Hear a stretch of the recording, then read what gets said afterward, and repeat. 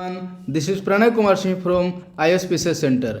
Friends, आज हम लोग 17वीं BPSC की प्रारंभिक परीक्षा को ध्यान में रखते हुए एक मॉडल टेस्ट सीरीज को डिस्कशन प्रारंभ करेंगे। यह जो टेस्ट सीरीज होगा वह फुल लेंथ टेस्ट सीरीज है। इसके अंतर्गत सभी विषयों को प्रश्न पत्र को शामिल किया गया है। इसके अंतर्गत जितने भी प्रश्न शामिल किए गए हैं वो पूरी तरह से BPSC के नवीनतम पैटर्न पर आधारित हैं। तो आइए आज का डिस्कशन हम लोग प्रारंभ करते हैं। पहला प्रश्न है, अंतरिम बजट 2024-25 के बारे में निम्नलिखित कथनों पर विचार करें एवं सत्य कथन का चयन करना। देखिए, ध्यान से देखिएगा, प्रश्न स्पष्ट रूप से लिखा हुआ है कि निम्न में से कौन से कथन सही है। पहला है, यह सर्वांगीण, सर्वव्यापी और सर्वसमावेशी विकास के साथ साथ वर्ष 2047 तक विकसित भारत की कल्पना करता है। यह बिल्कुल सही। दूसरा, यह गरीबों, महिलाओं, युवाओं और किसानों पर ध्यान केंद्रित करने पर जोर देता है। यह भी सही है। तो इस प्रश्न का आंसर हो जाएगा ऑप्शन नंबर सी, अर्थात 1 और 2 दोनों। नेक्स्ट प्रश्न है, सॉवरन गोल्ड बॉन्ड स्कीम के संदर्भ में। देखिए, यह जो सॉवरन गोल्ड बॉन्ड स्कीम है वह केंद्र सरकार द्वारा प्रारंभ किया गया था। तो प्रश्न है, सॉवरेन गोल्ड बॉन्ड स्कीम के संदर्भ में निम्नलिखित कथनों पर विचार करें एवं सत्य कथन का चयन करें। तो इसमें पहला दिया हुआ है, ये बॉन्ड भारत सरकार की ओर से भारतीय स्टेट बैंक द्वारा जारी किए जाते हैं। पहला गलत है। दूसरा है कि विदेशी मुद्रा प्रबंधन अधिनियम 1999 के तहत परिभाषित भारत में निवासी व्यक्ति SGB यानी कि सॉवरन गोल्ड बॉन्ड में निवेश करने के पात्र है। तो देखिए, यह जो दूसरा नंबर है वह सही है। तो इस प्रश्न का आंसर हो जाएगा केवल 2 यानी कि ऑप्शन नंबर 1। नेक्स्ट तीसरा नंबर प्रश्न है जो कि केंद्र राज्य संबंध के बारे में है। केंद्र राज्य संबंध के बारे में निम्नलिखित कथनों पर विचार करना है एवं सत्य कथन का चयन करना है। पहला, संविधान केंद्र और राज्यों के बीच विधायी अधिकारों को 3 हिस्सों में बांटने का प्रावधान करता है। बिल्कुल सही है। दूसरा है, संसद एवं राज्य विधानमंडल दोनों समवर्ती सूची में शामिल किसी भी मामलों के संबंध में कानून बना सकते हैं। यह भी सही है। और तीसरा है, बाकी बचे यानी कि जो अवशिष्ट शक्तियां हैं उनके संबंध में कानून बनाने की शक्ति राज्यों को प्रदान की गई है। यह जो तीसरा नंबर है वह गलत है। तो इस प्रश्न का आंसर हो जाएगा केवल 1 एवं 2 यानी कि ऑप्शन नंबर 1। अवशिष्ट विषयों पर जो शक्ति बनाने की अधिकार है, जो कानून बनाने का अधिकार है, वह केंद्र सरकार को प्रदान किया गया है। इसीलिए तीसरा नंबर जो स्टेटमेंट है वह गलत है। नेक्स्ट चौथा नंबर प्रश्न है, निम्नलिखित में कौन सी जनजाति एवं युग्म अपने देश में सही सुमेलित नहीं है। तो देखिए, यदि 4 नंबर प्रश्न की बात करते हैं तो जो आइनू है वह पाकिस्तान से संबंधित नहीं है। तो इस प्रश्न का आंसर हो जाएगा ऑप्शन नंबर बी। नेक्स्ट 5वां नंबर प्रश्न की तरफ मूव करते हैं। तो देखिए, यह जो 5 नंबर प्रश्न है वह डंकन पास एवं डंकन दर्रा से संबंधित है। प्रश्न है, निम्न में से किसे डंकन दर्रा पास या पास अलग किया जाता है। तो इस प्रश्न का आंसर हो जाएगा ऑप्शन नंबर डी, अर्थात जो डंकन दर्रा है वह दक्षिणी अंडमान को छोटा अंडमान से अलग करता है। नेक्स्ट प्रश्न है, क्षेत्रफल की दृष्टि से निम्नलिखित जिलों का सही क्रम कौन सा है। तो इस प्रश्न का आंसर हो जाएगा ऑप्शन नंबर बी, अर्थात सबसे बड़ा है कच्छ, उसके बाद है लेह, उसके बाद है जैसलमेर। तो इस प्रश्न का आंसर हो जाएगा option number B. Next 7 number प्रश्न है, निम्नलिखित में से कौन सी नदी यमुना नदी की सहायक नदी नहीं है। ध्यान दीजिएगा, प्रश्न कह रहा है कि कौन सी नदी यमुना नदी की सहायक नदी नहीं है। तो जो मांड नदी है वह यमुना की सहायक नदी नहीं है। तो इस प्रश्न का आंसर हो जाएगा ऑप्शन नंबर डी। नेक्स्ट प्रश्न है, निम्न में से कौन भारत में चाय उगाने वाला एक राज्य नहीं है। ध्यान दीजिएगा, प्रश्न कह रहा है कि निम्न में से कौन सा राज्य है जिनमें की चाय की खेती नहीं की जाती है। तो जो पंजाब राज्य है उसमें चाय की खेती नहीं की जाती है। तो इस प्रश्न का आंसर हो जाएगा ऑप्शन नंबर बी। नेक्स्ट प्रश्न है, शब्द मोलासेस बेसिन का प्रयोग निम्न में से किसके लिए किया जाता है। तो देखिए, यह जो शब्द मोलासेस बेसिन है उसका प्रयोग मिजोरम के लिए किया जाता है। तो इस प्रश्न का आंसर है option number C. Next 10 number प्रश्न है, निम्न में से कौन भारत के प्रायद्वीपीय पठार के बारे में सही नहीं है। ध्यान दीजिएगा, प्रश्न कह रहा है कि भारत के प्रायद्वीपीय पठार के बारे में सही नहीं है। तो देखिए जो ऑप्शन नंबर सी है कि यह लगभग 25 लाख वर्ग किलोमीटर के कुल क्षेत्रफल में फैला है, यह गलत है। तो इस प्रश्न का आंसर हो जाएगा option number C. Next 11 number प्रश्न है जो कि जीएसटी गुड्स एवं सर्विस टैक्स जिसे वस्तु एवं सेवा कर कहते हैं उससे संबंधित है। वस्तु एवं सेवा कर का संबंध 101वां संविधान संशोधन द्वारा भारत में वस्तु एवं सेवा कर या जीएसटी को लागू किया गया था। तो प्रश्न है वस्तु एवं सेवा कर के संबंध में निम्नलिखित कथनों पर विचार करें एवं सत्य कथन का चयन करें। पहला कह रहा है कि यह एक व्यापक अप्रत्यक्ष कर है जिसे भारत में 106वां संविधान संशोधन अधिनियम 2016 के माध्यम से लागू किया गया था। तो पहला गलत हो जाएगा क्योंकि अभी मैंने बताया कि जीएसटी को भारत में 101वां संविधान संशोधन द्वारा लागू किया गया था। तो पहला नंबर जो स्टेटमेंट है वह गलत हो गया। दूसरा, संशोधित संविधान के अनुच्छेद 279(1) के अनुसार जीएसटी परिषद का गठन माननीय राष्ट्रपति द्वारा किया गया जाता है, बिल्कुल सही। तो इस प्रश्न का आंसर हो जाएगा ऑप्शन नंबर बी अर्थात केवल और केवल 2। नेक्स्ट 12 नंबर प्रश्न की तरफ मूव करते हैं। तो देखिए यह जो 12 नंबर प्रश्न है वह कह रहा है कि राजीव गांधी राष्ट्रीय भूजल प्रशिक्षण एवं अनुसंधान संस्थान कहाँ स्थित है। तो जो राजीव गांधी राष्ट्रीय भूजल प्रशिक्षण एवं अनुसंधान संस्थान है वह छत्तीसगढ़ में स्थित है। तो इस प्रश्न का आंसर हो जाएगा ऑप्शन नंबर डी। नेक्स्ट है डेनो ने बिहार में अपनी कारखाना कहाँ और कब खोली थी, यानी कि जो डेन्स हैं उन लोगों ने बिहार में अपनी कारखाना कहाँ और कब खोली थी। तो इस प्रश्न का आंसर हो जाएगा ऑप्शन नंबर सी अर्थात 1774 ईस्वी में पटना सिटी में डेन्स द्वारा बिहार में पहली कारखाना खोली गई थी। नेक्स्ट 14 प्रश्न है जो कि हमास से संबंधित है अर्थात इजराइल और फलस्तीन वॉर से संबंधित है, जो कि बहुत ही महत्वपूर्ण है या करेंट न्यूज में भी काफ़ी चर्चित रहा है। तो प्रश्न कह रहा है हमास के संदर्भ में निम्नलिखित कथनों पर विचार करिए तथा सत्य कथन का चयन करें। पहला नंबर स्टेटमेंट है कि हमास एक फिलिस्तीनी राजनीतिक सशस्त्र समूह है जिसकी स्थापना वर्ष 1987 में हुई थी, बिल्कुल सही। दूसरा, अमेरिका ने हमास को वर्ष 1997 में एक आतंकवादी संगठन घोषित किया है जबकि कोई अन्य देश यह दृष्टिकोण नहीं अपनाते हैं। तो देखिए जो दूसरा नंबर स्टेटमेंट है वह पूरी तरह से गलत होगा क्योंकि अमेरिका के साथ साथ अन्य कई यूरोपीय देश हैं उन लोगों ने भी हमास को एक आतंकवादी संगठन घोषित कर रखा है। तो इस प्रश्न का आंसर हो जाएगा ऑप्शन नंबर ए अर्थात केवल और केवल 1। नेक्स्ट 15 नंबर प्रश्न है पटना में स्थापित पाटलिपुत्र युवक संघ की स्थापना किनके नेतृत्व में की गई थी। तो जो पाटलिपुत्र युवक संघ की स्थापना की गई थी वे रामवृक्ष बेनीपुरी और अंबिका कांत सिंह इन दोनों के द्वारा संयुक्त रूप से पाटलिपुत्र युवक संघ की स्थापना की गई थी। तो इस प्रश्न का आंसर हो जाएगा ऑप्शन नंबर सी अर्थात A+B दोनों। नेक्स्ट 16 नंबर प्रश्न है सबसे पहले पढ़े जा सकने वाले अभिलेख किस सम्राट के समय के प्राप्त हुए हैं। तो इस प्रश्न का आंसर हो जाएगा ऑप्शन नंबर बी अर्थात वह जो अभिलेख हैं वह अशोक के समय के प्राप्त हुए हैं। नेक्स्ट 17 नंबर प्रश्न है गुप्त राजा समुद्रगुप्त के बारे में क्या सही नहीं है। देखिए पहला नंबर स्टेटमेंट है कि इसने भारत में राजनीतिक एकता स्थापित की, बिल्कुल सही। दूसरा, हरिसेन इनके दरबारी कवि थे, यह भी सही है। तीसरा, संस्कृत को इन्होंने अपनी दरबारी भाषा घोषित किया, यह भी सही है। और चौथा, वे अपने पड़ोसी राज्यों के साथ मित्रवत संबंध नहीं रखते थे, यह गलत है क्योंकि जो गुप्त सम्राट समुद्रगुप्त था उसने अपने पड़ोसी शासकों के साथ मित्रवत संबंध रखे थे। तो इस प्रश्न का आंसर हो जाएगा option number D. Next 18 number प्रश्न है संतों के सूफी साहित्य के लिए निम्न में से क्या मान नहीं है। ऑप्शन ए में दिया हुआ है तजकीरा जो कि संतों का जीवन होता था, बिल्कुल सही है। दूसरा, मलकुजात संतों के बीच संवाद होता था, यह भी सही है।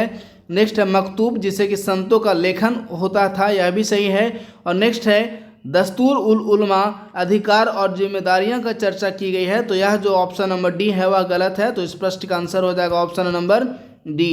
नेक्स्ट 19 नंबर प्रश्न है 1906 ईस्वी में किनके द्वारा बिहार स्टूडेंट कॉन्फ्रेंस की स्थापना की गई थी। तो 1906 ईस्वी में श्री कृष्ण सिंह और तेजेश्वर प्रसाद इन दोनों के द्वारा बिहार स्टूडेंट कॉन्फ्रेंस की स्थापना की गई थी। तो इस प्रश्न का आंसर हो जाएगा option number C.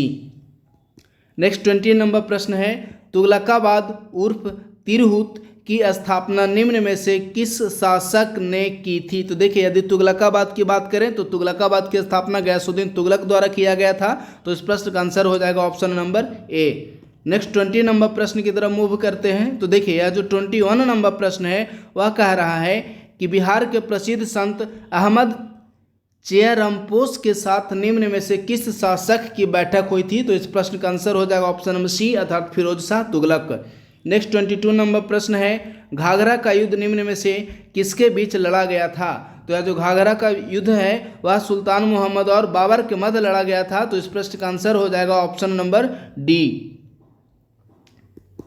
Next 23 number प्रश्न है, किसके प्रशासनिक सुधारों के तहत सरकार नामक इकाई स्थापित की गई थी? तो इस प्रश्न का आंसर हो जाएगा ऑप्शन नंबर सी अर्थात शेर शाह के समय में सरकार नामक प्रशासनिक इकाई की स्थापना की गई थी। और इसके अतिरिक्त एक अन्य महत्वपूर्ण फैक्ट्स की बात करें तो जो वर्तमान समय में रुपया नाम से जो भारत की मुद्रा है, यानी कि भारत की जो मुद्रा को वर्तमान समय में रुपया कहते हैं, इसका रुपया जो नामकरण हुआ था वह शेर शाह के समय में ही भारत की मुद्रा को नामकरण रुपया के रूप में किया गया था।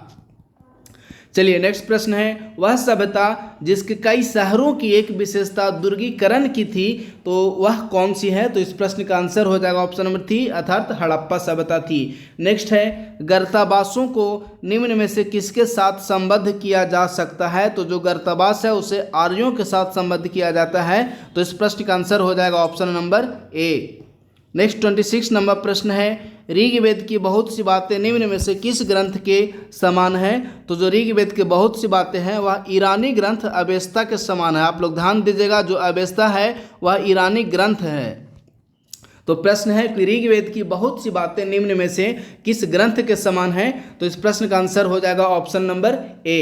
नेक्स्ट 27 नंबर प्रश्न है, हाल ही में बिहार के सिवान जिले की सबसे कम उम्र में सबसे अधिक हिंदी काव्य पुस्तक लिखने वाली पहली किशोरी कौन बन गई है? तो यह बहुत ही महत्वपूर्ण है, जो कि बिहार के करंट अफेयर्स से संबंधित है। तो इस प्रश्न का आंसर हो जाएगा ऑप्शन नंबर ए अर्थात यूसरा फातिमा। नेक्स्ट 28 नंबर प्रश्न है जो कि साइंस से संबंधित है, बहुत ही आसान प्रश्न है। प्रश्न कह रहा है कि आनुवंशिकी के बारे में निम्न में से कौन से कथन सही नहीं है? ध्यान दीजिएगा, प्रश्न स्पष्ट रूप से कह रहा है कि कौन से कथन सही नहीं, यानी कि कौन से कथन जो है वह गलत है। तो इस प्रश्न का आंसर हो जाएगा ऑप्शन नंबर सी। जोहान्स को आनुवंशिकी का जनक के रूप में जाना जाता है, यह जो विकल्प है वह गलत है। तो इस प्रश्न का आंसर है option number C. Next 29 number प्रश्न है, जीन के कार्यात्मक क्षेत्र को निम्न में से किस नाम से जाना जाता है? तो जो जीन के कार्यात्मक क्षेत्र है उसे सिस्ट्रोन के नाम से जाना जाता है। तो ऑप्शन नंबर बी इस प्रश्न का सही आंसर है। नेक्स्ट 30 नंबर प्रश्न है, पपीते के खाने योग्य भाग को निम्न में से किस रूप में जानते हैं? अर्थात यह जो पपीता है उसका मेसोकार्प जो भाग है वह खाने योग्य भाग होता है। तो इस प्रश्न का आंसर हो जाएगा option number B. Next 31 number प्रश्न है, जन्म दर को निम्न में से किस रूप में परिभाषित किया जा सकता है? तो जो जन्म दर है वह किसी दी गई जनसंख्या में जन्म के द्वारा व्यक्तियों की संख्या में वृद्धि को व्यक्त करती है, अर्थात option number A is the correct answer. Next 32 number प्रश्न है, सोते समय लाल रक्त कणिकाएं अर्थात रेड ब्लड सेल्स कितने प्रतिशत कम हो जाती हैं? तो जो सोते समय लाल रक्त कणिकाएं हैं वे 5% कम हो जाती हैं। तो इस प्रश्न का आंसर हो जाएगा ऑप्शन नंबर डी अर्थात 5%। नेक्स्ट 33 नंबर प्रश्न है, निम्न में से कौन सा वायरस चेचक का कारण बनता है? अर्थात यह जो प्रश्न है वह कह रहा है कि चेचक का वायरस का क्या नाम है? तो जो चेचक का वायरस है उसका नाम है वेरियोला वायरस। तो इस प्रश्न का आंसर हो जाएगा option number C. Next 34 number प्रश्न है, निम्न में से कौन से प्रोटोजोआ के कारण होने वाला रोग नहीं है? ध्यान दीजिएगा, प्रश्न कर रहा है कि निम्न में से कौन से प्रोटोजोआ के कारण होने वाला रोग नहीं है? तो इस प्रश्न का आंसर हो जाएगा ए अर्थात जो टेटनस है वह प्रोटोजोआ के कारण होने वाला रोग नहीं है। नेक्स्ट 35 नंबर प्रश्न है, भिखारी ठाकुर को किस नृत्य शैली का जनक माना जाता है? तो जो भिखारी ठाकुर हैं वे विदेशिया नृत्य शैली का जनक माने जाते हैं, अर्थात ऑप्शन नंबर ए। नेक्स्ट 36 नंबर प्रश्न है, यह भी करंट अफेयर्स से संबंधित है, जो कि बहुत ही महत्वपूर्ण है, बहुत आसान प्रश्न भी है कि हाल ही में निम्न में से किस संस्थान ने state of the cryosphere 2023 two degree is too high नाम से एक रिपोर्ट प्रकाशित की? तो यह जो रिपोर्ट है वह इंटरनेशनल क्रायोस्फीयर क्लाइमेट इनिशिएटिव द्वारा प्रकाशित किया गया है। तो इस प्रश्न का आंसर हो जाएगा option number C. Next 37 number प्रश्न है, छठ पूजा एक प्रमुख त्यौहार है जिसे किस भगवान एवं देवी की पूजा के लिए मनाया जाता है? तो आप सारे लोग जानते होंगे कि यह जो छठ पूजा है उसमें भगवान सूर्य को अर्घ दी जाती है। तो इस प्रश्न का आंसर हो जाएगा ऑप्शन नंबर डी, अर्थात भगवान सूर्य। नेक्स्ट 38 नंबर प्रश्न है, निम्न में से कौन सा हस्तशिल्प अधिकांशतः नदी के तट पर पनपने वाले खरपतवार पर आधारित हैं? तो इस प्रश्न का आंसर हो जाएगा ऑप्शन नंबर ए, अर्थात जो सिक्की का काम किया जाता है, इसे ग्रामीण क्षेत्रों में सीख के नाम से भी जानते हैं। यह जो बेसिकली सीख है वह नदी में जब बारिश के मौसम में पानी आती है तो उस स्थिति में एक खरपतवार के रूप में या सीख घास के रूप में उत्पत्ति होता है, यानी कि यह सीख घास के रूप में इसका जन्म होता है। तो प्रश्न स्पष्ट रूप से कह रहा है कि कौन सा हस्तशिल्प अधिकांशतः नदी के तट पर पनपने वाले खरपतवार पर आधारित है?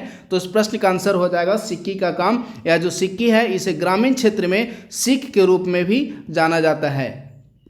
नेक्स्ट 39 नंबर प्रश्न की ओर मूव करते हैं। तो देखिए यह जो 39 नंबर प्रश्न है वह कह रहा है कि हाल ही में बिहार के किस जिले में उत्तर बिहार का सबसे बड़ा कौशल प्रशिक्षण केंद्र खोले जाने की खबर है, यानी कि खोले जाने की घोषणा की गई है। तो इस प्रश्न का आंसर हो जाएगा ऑप्शन नंबर ए, अर्थात बिहार के मुजफ्फरपुर जिले में उत्तर बिहार का सबसे बड़ा कौशल प्रशिक्षण केंद्र खोले जाने का निर्णय लिया गया है। नेक्स्ट 40 नंबर प्रश्न है, हाल ही में इंटरनेशनल सोलर अलायंस यानी कि ISA का 95वां सदस्य देश बनने वाला कौन सा है? तो देखिए यह जो 95वां सदस्य बना है वह है चिली। तो इस प्रश्न का आंसर हो जाएगा option number B. Next 41 number प्रश्न है कि किस वर्ष RBI द्वारा व्यक्तियों को भी सरकारी प्रतिभूति बाजार में भाग लेने की अनुमति दी गई थी? यह बहुत ही महत्वपूर्ण प्रश्न है जो कि इकोनॉमी से, कोर इकोनॉमी से संबंधित है। तो इस प्रश्न का आंसर हो जाएगा ऑप्शन नंबर डी, अर्थात वर्ष 2016-17। नेक्स्ट 42 नंबर प्रश्न है, वित्तीय आस्तियों का प्रतिभूतिकरण और पुनर्निर्माण और प्रतिभूति हित का प्रवर्तन अधिनियम, जिसे कि सरफेसी अधिनियम के नाम से भी जानते हैं, कब पारित किया गया था? क्या जो सरफेसी अधिनियम है उसे वर्ष 2002 ईस्वी में पारित किया था। यह बहुत ही महत्वपूर्ण प्रश्न है। नेक्स्ट 43 नंबर प्रश्न है, राज्यों को सांविधिक अनुदान किसकी सिफारिश पर प्रदान किया जाता है? तो देखिए जो राज्यों को जितने भी प्रकार के अनुदान है ना, केंद्र सरकार द्वारा राज्यों को जितने भी प्रकार के अनुदान प्रदान किए जाते हैं वो सिर्फ और सिर्फ वित्त आयोग की सिफारिश पर ही केंद्र सरकार द्वारा राज्यों को अनुदान प्रदान किए जाते हैं। तो इस प्रश्न का आंसर हो जाएगा ऑप्शन नंबर बी, अर्थात भारत के वित्त आयोग। यदि वित्त आयोग की बात करें तो वित्त आयोग का गठन माननीय राष्ट्रपति द्वारा किया जाता है। और इसके अतिरिक्त यदि इससे संबंधित अनुच्छेद की बात करें तो जो संबंधित अनुच्छेद हुआ है आर्टिकल 280। यदि 15वें वित्त आयोग के अध्यक्ष की बात करते हैं तो जो 15वें वित्त आयोग हैं इनके अध्यक्ष थे NK सिंह, और इसके अतिरिक्त जो 16वें वित्त आयोग के अध्यक्ष हैं, 16वें वित्त आयोग के जो अध्यक्ष हैं वह हैं अरविंद पनगढ़िया। चलिए नेक्स्ट प्रश्न की ओर मूव करते हैं। तो जो नेक्स्ट प्रश्न है वह है, निम्न में से किस संविधान संशोधन अधिनियम ने राष्ट्रपति के राष्ट्रीय आपातकाल लगाने के अधिकार को भारत के एक निर्दिष्ट हिस्से तक सीमित कर दिया? तो इस प्रश्न का आंसर हो जाएगा ऑप्शन नंबर सी, अर्थात 42वां संविधान संशोधन 1976। इसी 42वां संविधान संशोधन को लघु संविधान के रूप में भी जानते हैं। नेक्स्ट 45 नंबर प्रश्न है, निम्न में से कौन राष्ट्र की एकता, अखंडता और एकजुटता के प्रतीक के रूप में कार्य करता है? तो इस प्रश्न का आंसर हो जाएगा ऑप्शन नंबर डी, अर्थात माननीय राष्ट्रपति। नेक्स्ट 46 नंबर प्रश्न है, भारत के राष्ट्रपति के रूप में चुनाव के योग्य होने के लिए एक व्यक्ति को निम्न में से कितने वर्ष की आयु पूरी करनी चाहिए? अर्थात यह जो प्रश्न है वह स्पष्ट रूप से कह रहा है कि राष्ट्रपति का चुनाव लड़ने के लिए व्यक्ति की उम्र सीमा जो होनी चाहिए और न्यूनतम उम्र सीमा कितने वर्ष होनी चाहिए? तो इस प्रश्न का आंसर हो जाएगा ऑप्शन नंबर डी, अर्थात उस व्यक्ति की या उस उम्मीदवार की न्यूनतम उम्र सीमा 35 वर्ष होनी चाहिए। नेक्स्ट 47 नंबर प्रश्न की तरफ मूव करते हैं। तो देखिए यह जो 47 नंबर प्रश्न है वह कह रहा है कि निम्न में से कौन भारत के उपराष्ट्रपति के बारे में सही नहीं है, यानी कि कौन सा कथन निम्न में से भारत के उपराष्ट्रपति के बारे में गलत है? तो पहला नंबर ऑप्शन है वह 5 वर्ष की अवधि के लिए पद धारण करता है, बिल्कुल सही। दूसरा कि वह अपने 5 वर्ष की अवधि से अधिक पद धारण नहीं कर सकता। देखिए यह जो दूसरा नंबर ऑप्शन है वह गलत है, क्योंकि जब तक नए उपराष्ट्रपति का चुनाव नहीं हो जाता है तब तक वर्तमान उपराष्ट्रपति ही उस पद पर कार्य करते हैं। तो इस प्रश्न का आंसर हो जाएगा option number B. Next 48 number प्रश्न है, सभी केंद्रीय मंत्री अपनी गलतियों एवं कृतियों के लिए किसके प्रति संयुक्त रूप से जिम्मेवारी लेते हैं? तो इस प्रश्न का आंसर हो जाएगा ऑप्शन नंबर सी, अर्थात वे जो मंत्री होते हैं वह लोकसभा के प्रति, देखिए वे जो मंत्री होते हैं, यदि प्रश्न पूछ लेता है कि सामूहिक जिम्मेवारी, तो सामूहिक रूप से उन मंत्रियों की जिम्मेवारी लोकसभा के प्रति होती है। लेकिन सपोज यदि प्रश्न पूछ लेता है कि मंत्रियों की व्यक्तिगत जिम्मेदारी किसके प्रति होती है, तो उन मंत्रियों की जो व्यक्तिगत जिम्मेदारी होती है वह माननीय राष्ट्रपति के प्रति होती है। नेक्स्ट 49 नंबर प्रश्न की तरफ मूव कर रहे हैं। तो जो 49 नंबर प्रश्न है वह है कि किसने कहा था कि मंत्रिमंडल राजनीतिक गुंबद की आधारशिला है? तो देखिए यह बहुत ही महत्वपूर्ण प्रश्न है। आप लोग इससे संबंधित मुख्य परीक्षा में भी वैकल्पिक विषय पॉलिटिकल साइंस में प्रश्न पूछे जा सकते हैं कि निम्न में से किसने कहा था कि जो मंत्रिमंडल है वह राजनीतिक गुंबद की आधारशिला है? तो यह जो स्टेटमेंट है वह लोबेल द्वारा प्रदान किया गया था। तो इस प्रश्न का आंसर हो जाएगा ऑप्शन नंबर ए। नेक्स्ट 15 नंबर प्रश्न है, निम्न में से किस समिति को सुपर कैबिनेट के रूप में वर्णित किया जाता है? तो इस प्रश्न का आंसर हो जाएगा ऑप्शन नंबर डी, अर्थात राजनीतिक मामलों की समिति को सुपर कैबिनेट के रूप में वर्णित किया जाता है। तो इस प्रश्न का आंसर है option number D. Next 51 number प्रश्न है, अब तक कितने प्रशासनिक सुधार आयोग गठित किए जा चुके हैं? तो देखिए अब तक टोटल 2 प्रशासनिक सुधार आयोग गठित किए जा चुके हैं। तो इस प्रश्न का आंसर हो जाएगा ऑप्शन नंबर बी, जो दूसरा प्रशासनिक सुधार आयोग था जिसे सेकंड ARC के रूप में जानते हैं। इसका गठन किया गया था 2005 ईस्वी में। इसके जो अध्यक्ष थे वो थे माननीय वीरप्पा मोइली। चलिए 52 नंबर प्रश्न है, राज्यसभा में प्रतिनिधित्व नहीं करने वाला निम्न में से कौन केंद्र शासित प्रदेश है? अर्थात यह जो प्रश्न है स्पष्ट रूप से कह रहा है कि निम्न में से किस केंद्र शासित प्रदेश की राज्यसभा में एक भी प्रतिनिधि नहीं है? तो जो चंडीगढ़ है इसके राज्यसभा में एक भी प्रतिनिधि नहीं है। तो इस प्रश्न का आंसर हो जाएगा ऑप्शन नंबर ए। नेक्स्ट 53 नंबर प्रश्न है, संसद सत्र के 17 के लिए अधिसूचना कौन जारी करता है? तो देखिए यह जो 17 है, 17 के लिए अधिसूचना माननीय राष्ट्रपति द्वारा जारी की जाती है। तो इस प्रश्न का आंसर हो जाएगा option number B. Next 54 number प्रश्न है, जब समय की कमी के कारण किसी विधेयक या संकल्प के बिना चर्चा वाले खंडों को भी चर्चा करने वाले खंडों के साथ मतदान के लिए रखा जाता है, तो उस प्रक्रिया को संसदीय भाषा में निम्न में से किस रूप में जानते हैं? तो इस प्रक्रिया को संसदीय भाषा में गिलोटिन क्लोजर कहा जाता है, अर्थात इस प्रश्न का आंसर हो जाएगा option number C. Next 55 number प्रश्न की तरफ मूव करते हैं। तो देखिए यह जो 55 नंबर प्रश्न है वह भी पॉलिटी से ही संबंधित है। बहुत ही आसान प्रश्न है। कह रहा है कि कोई विधेयक वित्त विधेयक है या नहीं, यह तय करने का अंतिम अधिकार निम्न में से किसके पास है? तो यह जो वित्त विधेयक या धन विधेयक यह तय करने का अंतिम अधिकार है और लोकसभा अध्यक्ष के पास है। तो इस प्रश्न का आंसर हो जाएगा ऑप्शन नंबर बी, अर्थात लोकसभा अध्यक्ष।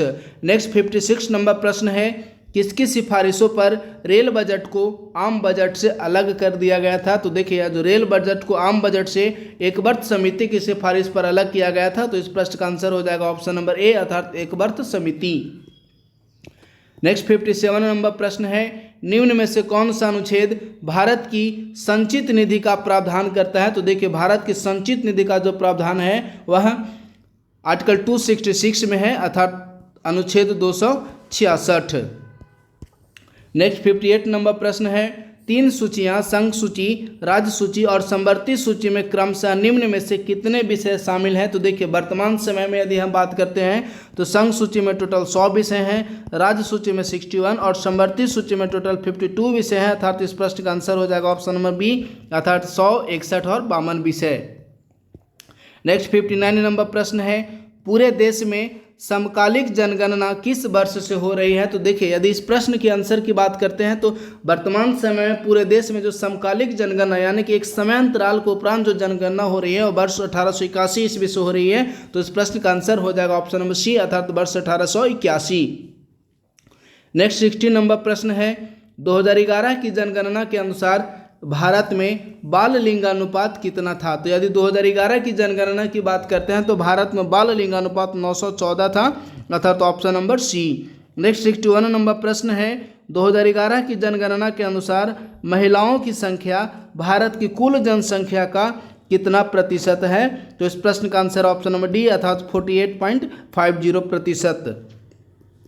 नेक्स्ट 62 नंबर प्रश्न है, भारत निम्नलिखित में से किस देश के साथ संयुक्त रूप से 5वीं पीढ़ी के लड़ाकू विमान बनाने के लिए समझौता ज्ञापन पर हस्ताक्षर किया है? तो यह जो भारत है वह रूस के साथ इस प्रकार के समझौता ज्ञापन पर हस्ताक्षर किया है, अर्थात option number C. Next 63 number प्रश्न है, किसके साथ भारत ने हाल ही में COMCAS अर्थात कॉमकासा समझौते पर हस्ताक्षर किए हैं? तो देखिए यह जो भारत है उसने कॉमकासा समझौते पर हस्ताक्षर अमेरिका के साथ किए हैं, अर्थात ऑप्शन नंबर ए।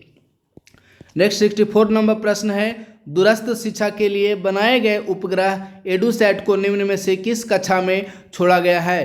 तो एडुसैट को भूस्थैतिक कक्षा में छोड़ा गया है, अर्थात option number D. Next 65 number प्रश्न है जो कि सिग्मा बॉन्ड अर्थात साइंस एंड टेक्नोलॉजी से संबंधित है। प्रश्न कह रहा है कि सिग्मा बॉन्ड निम्न में से किस रूप में परिभाषित किया जा सकता है? तो जो सिग्मा बॉन्ड है वह परमाणु कक्षाओं के रैखिक अतिव्यापन से बना हुआ एक बंधन होता है, अर्थात ऑप्शन नंबर सी इस प्रश्न का सही आंसर है। नेक्स्ट 66 नंबर प्रश्न है, सोने और चांदी के शुद्धिकरण में किस अम्ल का उपयोग किया जाता है? तो देखिए जो सोने और चांदी के शुद्धिकरण में किस अम्ल का उपयोग किया जाता है? तो सोने और चांदी के शुद्धिकरण में नाइट्रिक एसिड का उपयोग किया जाता है, अर्थात option number D. Next 67 number प्रश्न है, अम्लीय वर्षा का पीएच मान कितना होता है? यदि अम्लीय वर्षा का पीएच मान की बात करते हैं तो जो अम्लीय वर्षा है उसका पीएच मान 5.6 से कम होता है, अर्थात ऑप्शन नंबर बी इस प्रश्न का सही आंसर है।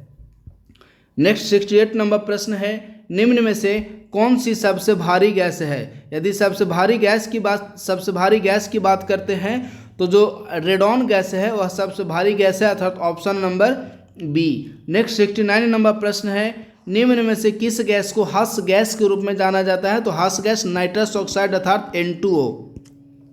नेक्स्ट 70 नंबर प्रश्न है, हड्डियों में फास्फोरस कितना प्रतिशत उपस्थित होता है? तो जो हड्डियों में फास्फोरस है वह 8%, हड्डियों में फास्फोरस 7% उपस्थित होता है, अर्थात इस प्रश्न का आंसर हो जाएगा option number D. Next 71 number प्रश्न है, पीट, लिग्नाइट और बिटुमिनस निम्न में से किसके प्रकार हैं? तो देखिए यह जो पीट, लिग्नाइट और बिटुमिनस हैं वह कोयले की एक प्रकार हैं, तो इस प्रश्न का आंसर हो जाएगा ऑप्शन नंबर ए, अर्थात कोयला। नेक्स्ट 72 नंबर प्रश्न की तरफ मूव करते हैं। तो देखिए यह जो 72 नंबर प्रश्न है वह पारा से संबंधित है कि पारा का चिन्ह क्या है? तो जो पारा यानी कि मरकरी है उसे Hg के रूप में व्यक्त करते हैं, अर्थात option number B. Next 73 number प्रश्न है, निम्न में से कौन सा एंजाइम सुक्रोज को ग्लूकोज और फ्रक्टोज में परिवर्तित करता है? तो देखिए इस एंजाइम का नाम है इन्वर्टेज, अर्थात यह जो इन्वर्टेज एंजाइम है वह सुक्रोज को ग्लूकोज और फ्रक्टोज में परिवर्तित करता है। नेक्स्ट 74 नंबर प्रश्न है, JT60SA दुनिया का सबसे बड़ा और सबसे उन्नत परमाणु संलयन रिएक्टर यूरोपीय संघ और किस देश के बीच एक संयुक्त पहल के द्वारा निर्मित किया जा रहा है? तो इस प्रश्न का आंसर हो जाएगा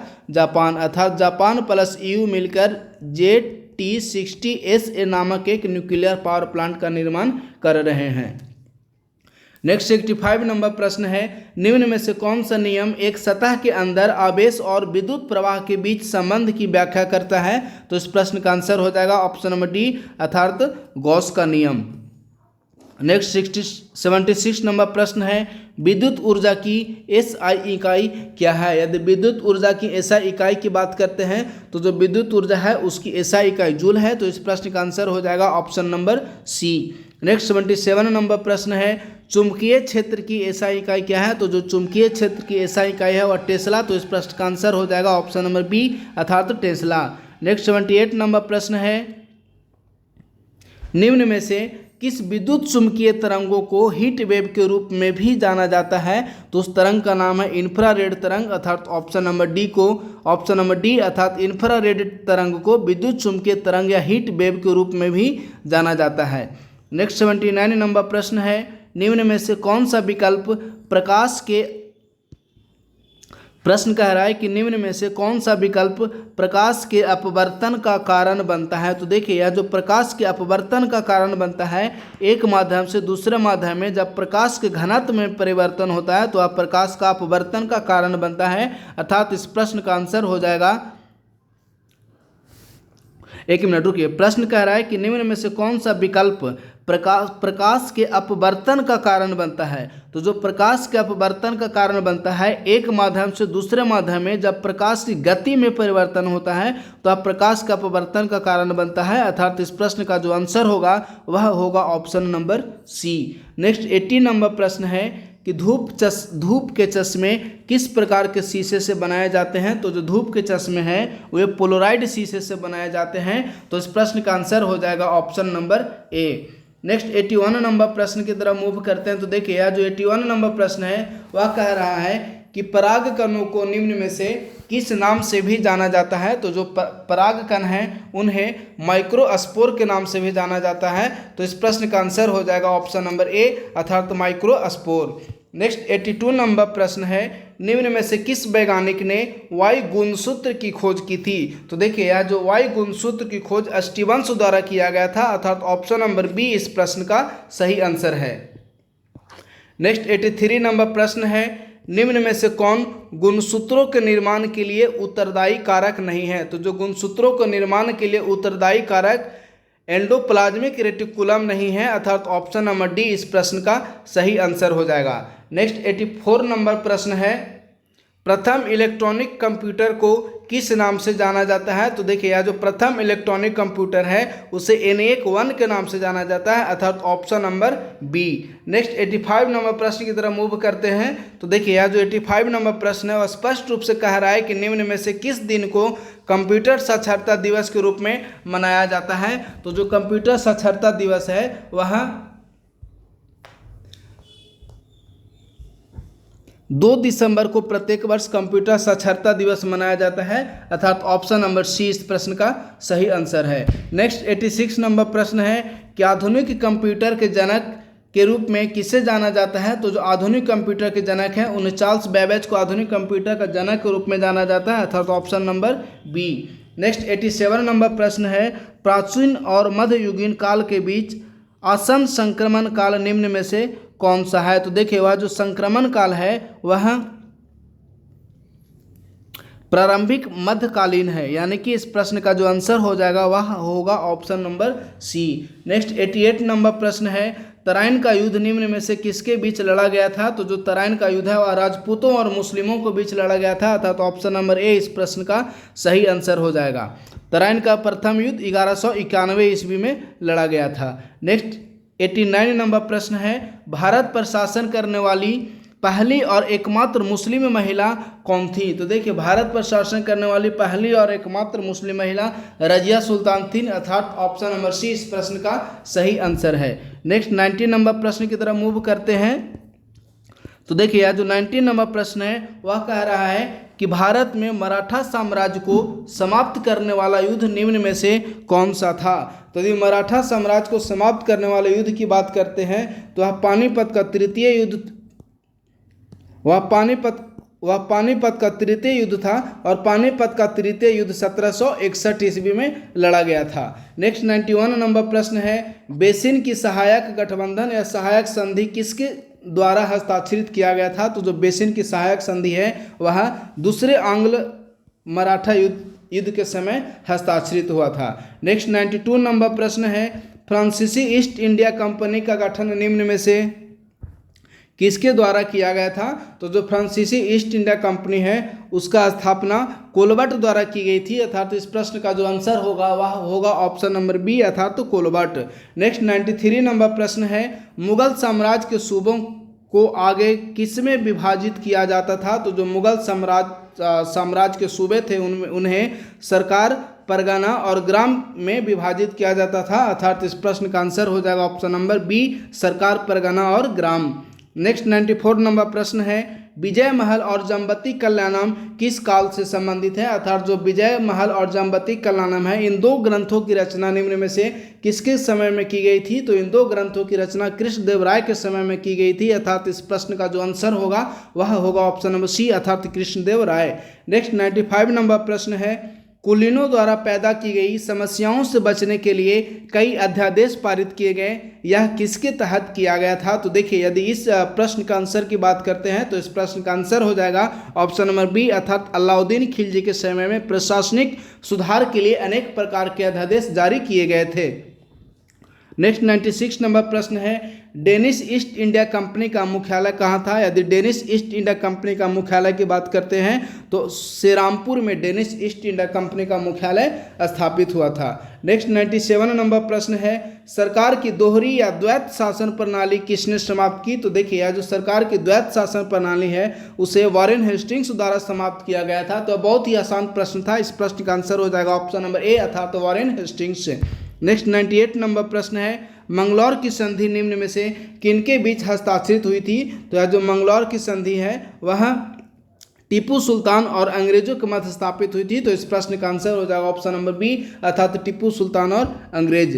नेक्स्ट 99 नंबर प्रश्न की तरफ मूव करते हैं। तो देखिए, यह जो 99 नंबर प्रश्न है वह नेटिव मैरिज एक्ट से संबंधित है अर्थात मॉडर्न हिस्ट्री से संबंधित है।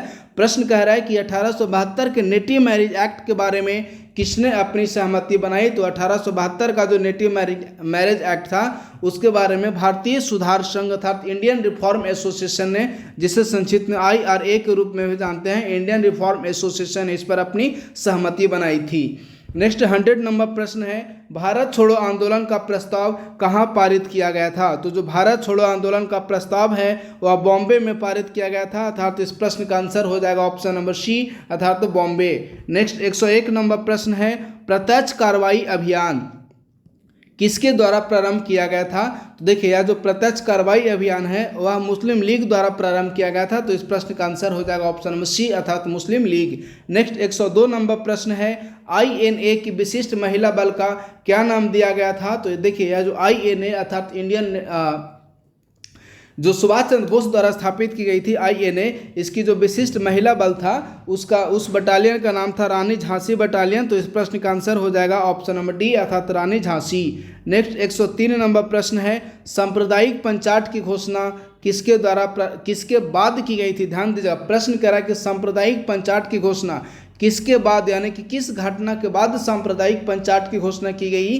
तो द्वितीय गोलमेज सम्मेलन के उपरांत सांप्रदायिक पंचायत की घोषणा की गई थी। तो इस प्रश्न का आंसर हो जाएगा ऑप्शन नंबर बी अर्थात द्वितीय गोलमेज सम्मेलन। नेक्स्ट 104 नंबर प्रश्न है, 2024 के लिए विश्व आर्थिक स्थिति और संभावनाएं रिपोर्ट के संबंध में निम्नलिखित कथनों पर विचार करें एवं सही नहीं यानी कि गलत कथन का चयन करना है। देखिए, पहला नंबर यदि स्टेटमेंट की बात करते हैं तो पहला नंबर स्टेटमेंट है, रिपोर्ट में वैश्विक सकल घरेलू उत्पाद वृद्धि में तेजी का अनुमान लगाया गया है, बिल्कुल सही है। दूसरा है कि रिपोर्ट में 2024 में वैश्विक मुद्रास्फीति में वृद्धि का अनुमान लगाया गया है, यह भी सही है। नेक्स्ट है, जलवायु परिवर्तन पर अंतर सरकारी पैनल का अनुमान है कि बढ़ते तापमान के कारण वर्ष 2100 तक वैश्विक सकल घरेलू उत्पाद में 10% की कमी आएगी। यह जो तीसरा नंबर स्टेटमेंट है वह गलत है अर्थात इस प्रश्न का जो आंसर हो जाएगा वह होगा ऑप्शन नंबर ए अर्थात केवल और केवल 1 और 2। नेक्स्ट 105 नंबर प्रश्न की तरफ मूव करते हैं। तो देखिए, जो 105 नंबर प्रश्न है वह मद्रास नेटिव एसोसिएशन से संबंधित है। बहुत ही आसान प्रश्न है कि मद्रास नेटिव एसोसिएशन के संस्थापक कौन थे? तो इस प्रश्न का आंसर हो जाएगा ऑप्शन नंबर डी अर्थात CY मुदलियार द्वारा मद्रास नेटिव एसोसिएशन की स्थापना की गई थी। नेक्स्ट 106 नंबर प्रश्न है। देखिए, 106 से लेकर 10 प्रश्न संभवतः मैथ से संबंधित है। मैं देख लेता हूं कितना प्रश्न मैथ से संबंधित। देखिए, 106 से लेकर 114, 15, 115 नंबर प्रश्न तक जो कि है मैथ से संबंधित है। तो 116 नंबर प्रश्न से मैं फिर से डिस्कशन प्रारंभ करता हूं।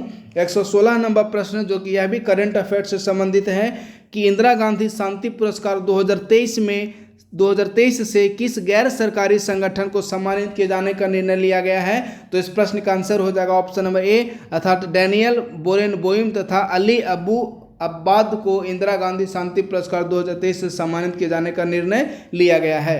117 नंबर प्रश्न है, भारतीय सौर ऊर्जा निगम लिमिटेड की स्थापना निम्न में से किस वर्ष की गई थी? तो भारतीय सौर ऊर्जा निगम लिमिटेड की स्थापना वर्ष 2011 में की गई थी। तो इस प्रश्न का आंसर हो जाएगा ऑप्शन नंबर ए अर्थात वर्ष 2011। नेक्स्ट 118 नंबर प्रश्न है, बिहार के विक्रमशिला विश्वविद्यालय के संबंध में निम्नलिखित कथनों पर विचार कीजिए एवं कौन सा कथन गलत है यानी कि गलत कथन का चयन करना है। देखिए, तो पहला नंबर जो विकल्प है कि यह बिहार के वर्तमान बांका जिले में स्थित है, बिल्कुल सही है। दूसरा कि इसकी स्थापना पाल वंश के शासक गोपाल प्रथम ने की थी। यह भी सही है। तीसरा, बौद्ध धर्म का वज्रयान संप्रदाय यहाँ फला फूला। देखिए तीसरा नंबर विकल्प है वह गलत है, तो इस प्रश्न का आंसर निकल कर आ रहा है ऑप्शन नंबर सी, अर्थात केवल और केवल 1 और 2। नेक्स्ट 119 नंबर प्रश्न है, मैथिली भाषा का विकास निम्न में से किसके शासनकाल के दौरान हुआ था? तो जो मैथिली भाषा का विकास है वह कर्नाट राजवंश के समय में हुआ था, तो इस प्रश्न का आंसर हो जाएगा ऑप्शन नंबर सी, अर्थात कर्नाट राजवंश। नेक्स्ट 120 नंबर प्रश्न है, यह करेंट अफेयर से संबंधित है, एमिशन गैप रिपोर्ट से संबंधित है। प्रश्न कह रहा है कि एमिशन गैप रिपोर्ट 2023 के संदर्भ में निम्नलिखित कथनों पर विचार करें एवं सत्य कथन का चयन करना है। पहला नंबर स्टेटमेंट है कि एमिशन गैप रिपोर्ट आईपीसीसी की वार्षिक जलवायु वार्ता से पहले प्रत्येक वर्ष लॉन्च की जाने वाली एक स्पॉटलाइट रिपोर्ट है। देखिए पहला नंबर जो स्टेटमेंट है वह गलत है। दूसरा कह रहा है कि ईजीआर यानी कि एमिशन गैप रिपोर्ट वर्तमान में देशों की प्रतिबद्धताओं के साथ वैश्विक उत्सर्जन और वार्मिंग को 1.5 डिग्री सेल्सियस तक सीमित करने के स्तर के बीच अंतर को ट्रैक करती है, तो दूसरा नंबर विकल्प सही है। तो इस प्रश्न का आंसर हो जाएगा ऑप्शन नंबर डी, अर्थात केवल और केवल 2। नेक्स्ट 121 नंबर प्रश्न की तरफ मूव करते हैं। तो देखिए 121 नंबर प्रश्न है वह बिहार स्पेशल से संबंधित है। प्रश्न कह रहा है कि 1937-38 के दौरान बिहार में घटित हुए बर्खास्त आंदोलन निम्न में से किसके द्वारा आयोजित किया गया था? तो यह जो बर्खास्त आंदोलन है वह स्वामी सहजानंद सरस्वती द्वारा प्रारंभ किया गया था, तो इस प्रश्न का आंसर हो जाएगा ऑप्शन नंबर सी, अर्थात स्वामी सहजानंद सरस्वती। नेक्स्ट 122 नंबर प्रश्न है, बिहार में तुर्क सत्ता का वास्तविक संस्थापक कौन था? देखिए यह जो बिहार में तुर्क सत्ता का वास्तविक संस्थापक इब्न बख्तियार खिलजी था, तो इस प्रश्न का आंसर हो जाएगा ऑप्शन नंबर बी, अर्थात इब्न बख्तियार खिलजी। नेक्स्ट 123 नंबर प्रश्न है, द पटना टाइम्स का प्रकाशन किसके द्वारा किया गया था? तो द पटना टाइम्स का प्रकाशन मोहम्मद यूनिस द्वारा किया गया था, तो ऑप्शन नंबर ए। नेक्स्ट 124 नंबर प्रश्न की तरफ मूव करते हैं। तो देखिए जो 124 नंबर प्रश्न है कह रहा है कि बिहार के क्रांतिकारियों ने हाजीपुर मेल ट्रेन का खजाना लूटने का असफल प्रयास कब किया था? तो इस प्रश्न का आंसर हो जाएगा ऑप्शन नंबर बी, अर्थात 15 जून 1931 को। नेक्स्ट 125 नंबर प्रश्न है, हाल ही में 14 दिवसीय भारत यूएई संयुक्त सैन्य अभ्यास डेजर्ट साइक्लोन के पहले संस्करण का आयोजन कहाँ किया गया? तो देखिए यदि डेजर्ट साइक्लोन के संस्करण की बात करते हैं तो जो डेजर्ट साइक्लोन है इसका पहले संस्करण का आयोजन राजस्थान में किया गया, तो इस प्रश्न का आंसर हो जाएगा ऑप्शन नंबर डी। इसके अतिरिक्त आप लोग एक फैक्ट और याद कर लेंगे कि हाल ही में डेजर्ट साइक्लोन युद्धाभ्यास या डेजर्ट साइक्लोन युद्धाभ्यास का आयोजन किन 2 देशों के मध्य किया गया? यदि सपोज पूछ लेता है कि किन 2 देशों के मध्य इस युद्धाभ्यास का आयोजन किया गया, तो इस प्रश्न का भी आंसर आप लोग लगाएंगे इंडिया एंड यूएई, भारत और यूएई। चलिए नेक्स्ट प्रश्न की ओर मूव करते हैं। तो जो 126 नंबर प्रश्न है वह ज्योग्राफी, देखिए जो 126 नंबर प्रश्न है वह भी बिहार स्पेशल से ही संबंधित है। प्रश्न कह रहा है कि बिहार से भारत के सर्वोच्च न्यायालय की पहली महिला न्यायाधीश कौन बनी थी? तो इस प्रश्न का आंसर हो जाएगा ऑप्शन नंबर बी, अर्थात ज्ञान सुधा मिश्रा। नेक्स्ट 127 नंबर प्रश्न है, भारत की स्वतंत्रता से बिहार में कितनी महिला राज्यपाल बनी है?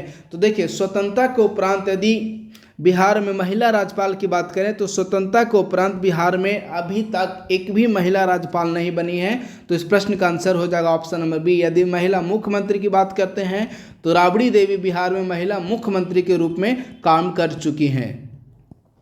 चलिए 128 नंबर प्रश्न है, नेशनल ई विधान एप्लीकेशन यानी कि नेबा लागू करने वाला देश का पहला पेपरलेस विधानमंडल कौन बन गया है? तो इस प्रश्न का आंसर हो जाएगा ऑप्शन नंबर डी, अर्थात बिहार। नेक्स्ट 129 नंबर प्रश्न की तरफ मूव करते हैं। तो देखिए जो 129 नंबर प्रश्न है कह रहा है कि हाल ही में चर्चा में रहा टैंटलम क्या है? तो यदि टैंटलम की बात करते हैं तो यह पंजाब में सतलज नदी की रेत में खोजी गई एक दुर्लभ धातु है, तो इस प्रश्न का आंसर हो जाएगा ऑप्शन नंबर ए। आप लोग ध्यान देंगे इस प्रकार के जो प्रश्न है यूपीएससी में कई बार पूछे जा चुके हैं कि हाल ही में खबरों में रहा यह क्या है, यानी कि सपोज यदि टैंटलम के बारे में यूपीएससी में प्रश्न पूछा जा सकता था कि हाल ही में खबरों में रहा टैंटलम क्या है, तो इस प्रश्न का आंसर हो जाएगा पंजाब में सतलज नदी की रेत में खोजी गई एक दुर्लभ प्रकार की धातु।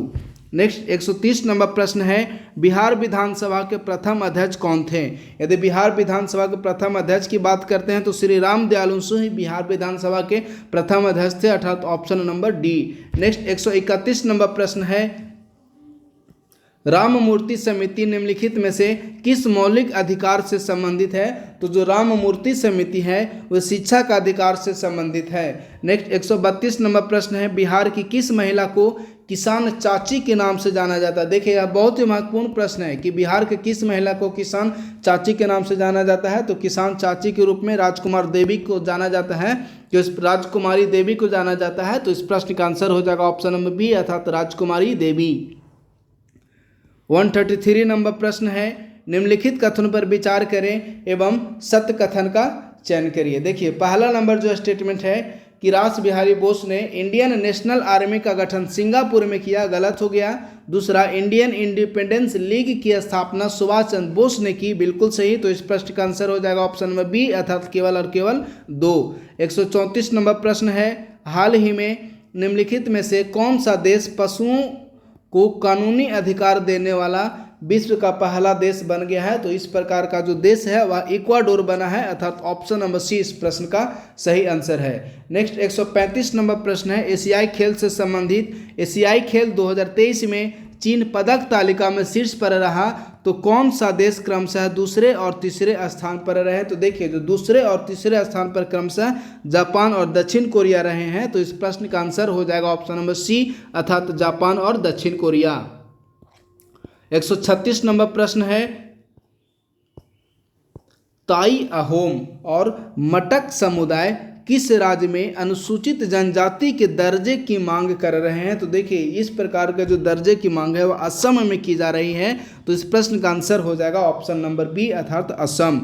नेक्स्ट 137 नंबर प्रश्न है, देशों की संख्या के अनुसार दूसरा सबसे बड़ा महाद्वीप कौन सा है? यदि दूसरा सबसे बड़ा महाद्वीप की बात करते हैं तो वह एशिया है। तो इस प्रश्न का आंसर हो जाएगा ऑप्शन नंबर बी। 138 नंबर प्रश्न है, भूमध्य रेखा निम्नलिखित में से किस जल निकाय से नहीं गुजरती है? तो देखिए यह जो भूमध्य रेखा है वह आर्कटिक महासागर से नहीं गुजरती है अर्थात ऑप्शन नंबर डी इस प्रश्न का सही आंसर है। नेक्स्ट प्रश्न है, जापान सागर में किन महासागरीय धाराओं के मिश्रण से जापान के आसपास के समुद्र में मछली और अन्य समुद्री जीवन बहुत समृद्ध है? तो इस प्रश्न का आंसर हो जाएगा ऑप्शन नंबर ए अर्थात तो सुशीमा जलधारा। 140 नंबर प्रश्न है, 23 जनवरी 2024 को केंद्र सरकार द्वारा बिहार के दिवंगत पूर्व मुख्यमंत्री कर्पूरी ठाकुर को मरणोपरांत भारत के किस सर्वोच्च नागरिक सम्मान से सम्मानित किए जाने की घोषणा की गई है? तो कर्पूरी ठाकुर को भारत रत्न अवार्ड प्रदान किया गया। तो इस प्रश्न का आंसर हो जाएगा ऑप्शन नंबर सी अर्थात भारत रत्न। 141 नंबर प्रश्न है, हाल ही में मत्स्य पालन, पशुपालन और डेयरी मंत्रालय के मत्स्य पालन विभाग द्वारा मत्स्य पालन और एक्वाकल्चर इंश्योरेंस पर राष्ट्रीय सम्मेलन का आयोजन कहाँ किया गया? तो इस राष्ट्रीय सम्मेलन का आयोजन नई दिल्ली में किया गया अर्थात ऑप्शन नंबर ए इस प्रश्न का सही आंसर है। 142 नंबर प्रश्न है, 22 जनवरी 2024 को बिहार राज्य निर्वाचन आयोग द्वारा जारी मतदाता सूची के अनुसार बिहार में मतदाताओं की कुल संख्या कितनी हो गई है? तो ध्यान दीजिएगा जो बिहार में वर्तमान समय में मतदाताओं की कुल संख्या 7.64 करोड़ हो गई है। तो इस प्रश्न का आंसर हो जाएगा ऑप्शन नंबर ए अर्थात 7.64 करोड़। 143 नंबर प्रश्न है, 17 जनवरी 2024 को बिहार सरकार ने स्वरोजगार के अवसर सृजित करने के लिए 9.4 मिलियन से अधिक गरीब परिवारों में से प्रत्येक परिवार को कितनी धनराशि वित्तीय सहायता के रूप में प्रदान करने की मंजूरी दी है? तो इस प्रश्न का आंसर हो जाएगा ऑप्शन नंबर डी अर्थात प्रत्येक परिवार को 2 लाख रुपए की सहायता राशि प्रदान की जाएगी।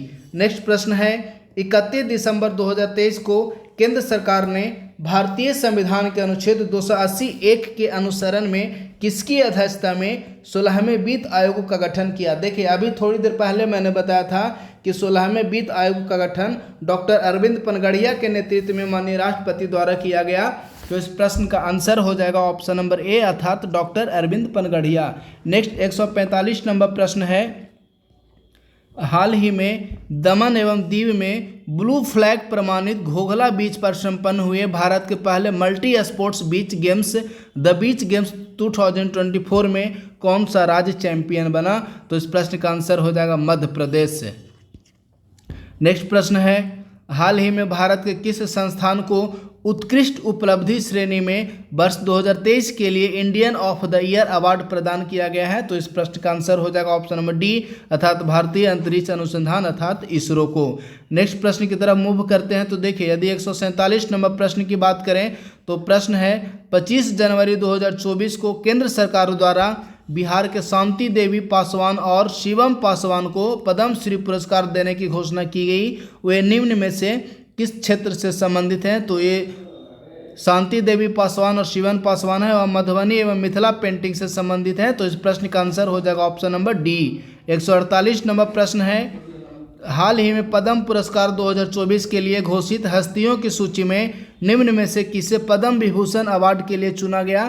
तो इस प्रश्न का आंसर हो जाएगा ऑप्शन नंबर ए अर्थात वैजयंती माला बाली को।